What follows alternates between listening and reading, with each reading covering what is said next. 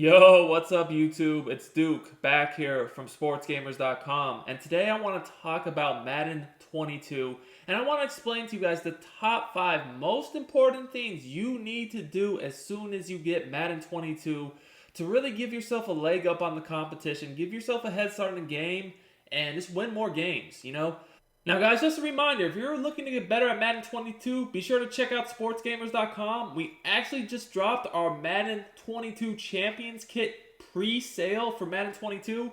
This is going to have access to our weekly tips in the Madden Vault. That's 4 to 6 tips every week, and our first offensive and defensive guides that are going to be the defensive and offensive domination guides. We will have both next-gen and current-gen tips for you guys this year.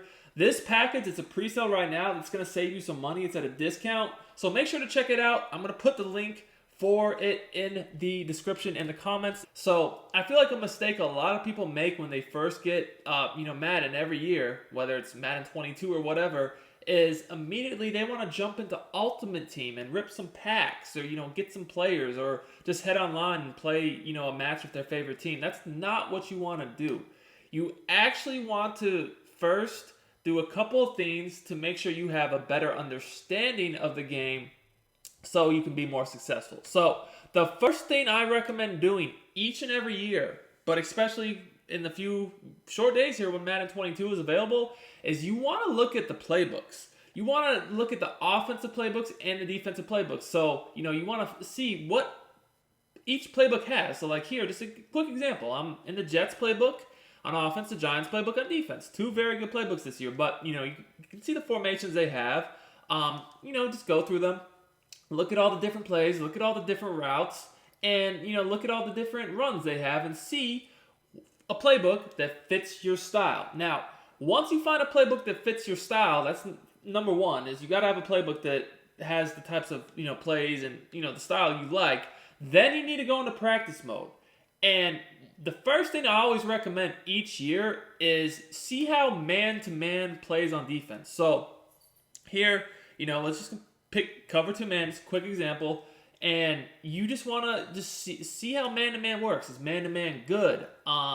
Does man press work well? Does man with shading work well? Does man just no press work good? You want to test all the little variations. So obviously, as you know, guys, this year, man coverage in Madden 21 was very good. But some years it's not. Some years it's really bad. So you just really never know. So that's the most important thing though, is you want to see right off the bat if man-to-man is good or not. So as you guys can see here, sure it's pretty sticky, but once you see if man-to-man is good, then that's the third thing you need to do is if man-to-man is good, you need to find routes that beat man coverage. And honestly, guys, a lot of the same routes beat man coverage each and every year. You want to look at quick posts like you see the tight end here. Quick little crossing routes like you see to Tyreek Hill. Deeper crossing routes like you see to Robinson. So those are pretty much man beaters every single year. So I always feel like it's very important to establish an identity on offense. And the first thing you need to do that is make sure you can beat man. Because if you can't beat man, you're going to be in trouble. So let's move on to number 4. Number 4 is identifying how zone coverage works. And I'm not just talking about just cover 2, cover 3, cover 4. No, I'm talking about everything. But further than that, you want to see how the zones play. And what do I mean by that? Well, a great example is cover 2. Some years cover 2 has been lately very difficult to beat with the right adjustments, and other years it's been really bad. Also, it's kind of like the mid-read is year in and year out kind of a interesting zone to where sometimes it's effective. Sometimes, you see most people play cover 2 for middle third. It just really depends. But you really want to pay attention to how clouds play. Because in certain years, they almost play everything. Whereas in a year like this past year, they gave up the flats really easily. As you guys can see here, this is no zone drop. And they're just immediately giving up a free almost first down. Just a little simple throw into the flat. So that's something I look at is always when I test cover 2. How do the cloud flats play? Are they sinking back way too far to where I can dump to the flats? Can I just easily roll out and throw over their head? or they glitchy and they're playing a lot of different things at one time. Because there's definitely been years where cloud flats were like almost like second coming of the final boss. I don't know. They were just so hard to determine if they were going to jump your flat, play your corner out, but this year was not like that. So you want to see how the zones play, see how you can attack the zones. Like I said, can you just roll? Because a lot of times you can just roll out. Can I just roll out and throw over their heads just like this? And that's the type of stuff you want to know. So that's something I look at cover 2. Now in cover 3, it's a little bit different for me. Normally, what I like to do with cover 3 when I first get the game is like I'm trying to find a way to get over the top. Like I want a one-play touchdown. So like when I see cover 3, I need to know that I can beat it for a bomb. So every year when I get the game, I'm like, okay, if someone's just gonna sit in cover 3, I need to have a one-play touchdown. So I'm gonna get in the lab and I'm gonna pick cover 3. And I'm going to look at how those outside third deep zones play. That's what I really focus on with cover 3 is the deep zones. How can I manipulate the deep zone by the DBs and the safety too?